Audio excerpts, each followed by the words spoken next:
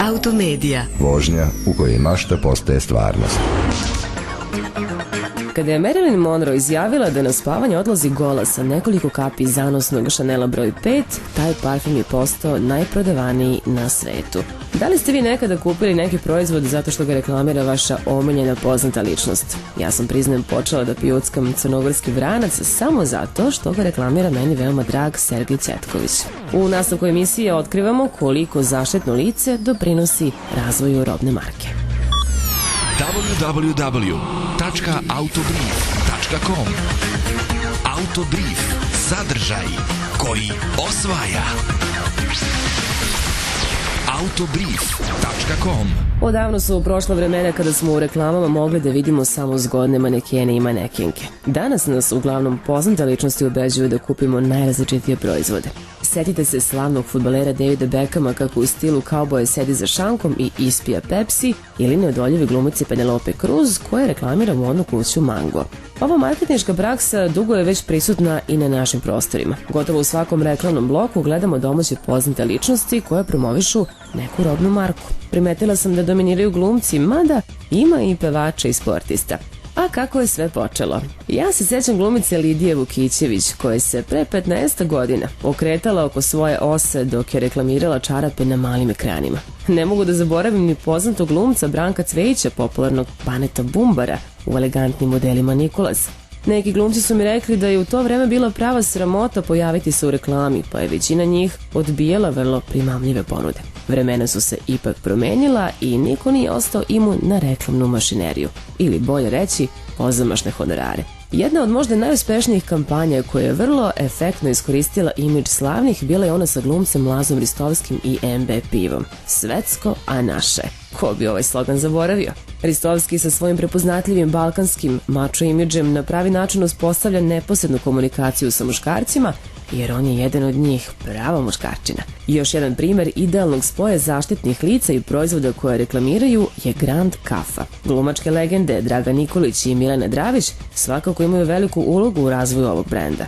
Gaga Nikolić je oličenje elegancije, trajnosti, kvaliteta, dok na Milena Dravić sa imidžom iskrene i otvorene žene uliva poverenje. Idealan par koji treba da pridobije široku populaciju. I to je i učinio.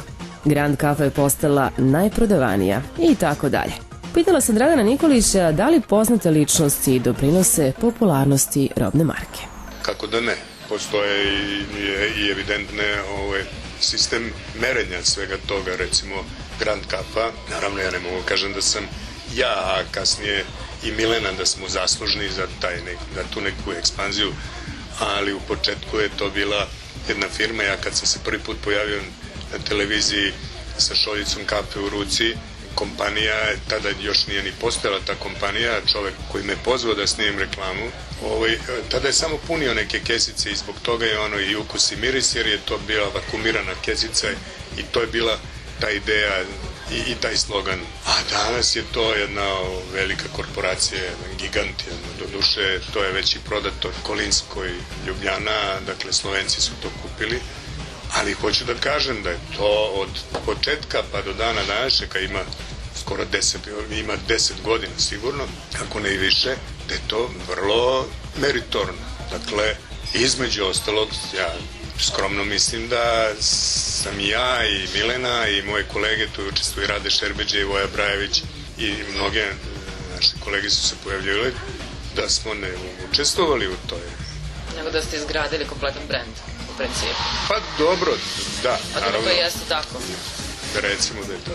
Sasvim je sigurno da su Dragan Nikolić i Milena Dravić otvorili novo poglavlje u balkanskom advertisingu i da je uloga poznatih ličnosti u reklamama sve veća. Međutim, neka istraživanja javnog mnjenja pokazuju da velika popularnost glumca može da bude i rizična. Dešavalo se u pojedinim reklamama da poznata ličnost ili slogan pobede sam proizvod. Takav slučaj bio sa kafom Denik, gde smo svi zapamtili scenu u kojoj Seka Sablić gleda u šoljicu i kaže: slovo T, nešto si tela. Ja se uvek setim izvanredne Seke Sablić u toj reklami, a sam slogan je brzo postao glavna gradska fora. Samo kafe Denik niko da se seti. Osim glumaca, u reklamnim spotovima gledamo i sportiste. Sezonu je otvorio Robert Prosinečki, koji je 90-ih reklamirao sportske čarape Udarnik. A sigurno se sećate i Siniše Mihajlovića, koji je bez obzira što vrhunski sport zahteva zdrav život, poručivao da je pivo Pils stvarno najbolje. Danas su popularni i neki novi klinci. Mislim naravno na srpske tenisere Anu, Jelenu i Novaka, koji promovišu brojne svetske i domaće brendove. Hoću da budem kao Nole, a to znači pijem, jedem i oblačim se baš kao Nole. Koliko samo proizvoda čeka u redu da se veže za ovog sjajnog mladića. Čudi me da se kompanija Delta već nije dosetila da ekskluzivno kapariše Đokovića, jer mi se čini kao da nema dela našeg života u koju ova kompanija nije zašla sa proizvodima koje nudi. U vreme personalizacije marketinga masovni mediji sve više gube na značaju. Reklame na televiziji same po sebi nisu više dovoljne ako se ne koriste u kombinaciji sa novim medijima poput interneta. Intimna, takozvana 1 na 1 komunikacija sa kupcima postaje prioritet, pa eto nama svakog dana na stotine internet blogova i Facebook stranica koje javne ličnosti otvaraju, ne bi li malo proćaskale sa nama. Ma svima je jasno da su lokalni marketinški stručnjaci dobro shvatili, a slobodno mogu reći i iskoristili, uticaj koje popularne ličnosti mogu imati na prodaju i imidž nekog proizvoda. Ipak, kao da poprilično kasne sa zapadnim svetom kada je u pitanju ostvarenje tog intimnog, direktnog kontakta sa nama. Bilo bi super kada bih ja, na primjer, mogla da pitam Milenu Dravić preko njenog bloga, postavljenog na sajtu Grand Cafe naravno, kako je spremila one kolače koji izgledaju tako dobro na slici, smeškajući se na tacni pored šoljice Grand Cafe. Rekla bih, izgleda da za sada kod nas još uvijek imamo samo miris, ali ne i ukus popularnih likova kada je u pitanju njihov uticaj na imidž nekog proizvoda. Slušali ste Automediju. Produkcija B2B Interaktiv medijska grupa.